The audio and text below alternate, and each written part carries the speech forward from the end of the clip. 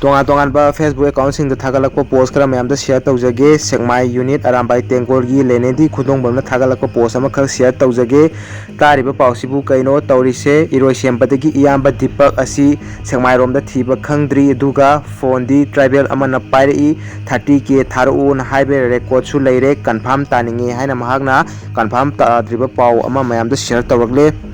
aduga mayam da karigumba amta nishingjage aigi channel asibu yengbiriba nungsibiriba subscribe tawiriba punamakna viral news manipur hairiba channel asibu su subscribe tawsanbiu haina ningsingjari channel asigi link description da hapcharamge amsida changbiduna subscribe tawsanbiu atopa post amada Arambai Tengkol gi Robin mangang khwairakomdagi lokhatjage hairiba post asi ngasai ayuk torokpa haibadi pung 12 adai torokpa post ama khakni Sekmai turel da hojik pung 13:50 da kuki minai na akanba bom ama kapsilaklaga makhoiga punna laiminariba central government ki authority na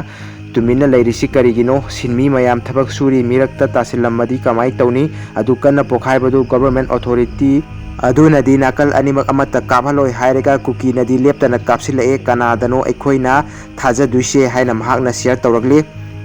atopa post amada Robin mangang khwairakomdagi lokhatjage Sekmai khara henna kansille 30 unit 80 gi fighting commander Ronald amadi unit ki 2YC Rishan na team ani thokna lead tawraga thengnari Sekmai gi BBF MPA police amadi atopa isil inaw kya su kanna mayok yaminari makhoina langam phiral pairakpa oirasanu haina mahakna share tawrakli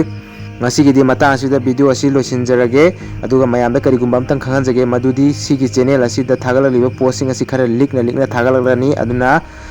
viral news manipur hairiba channel adusu subscribe tawsanbiu sida thagataba e pausing channel aduda soidana thagalakani thank you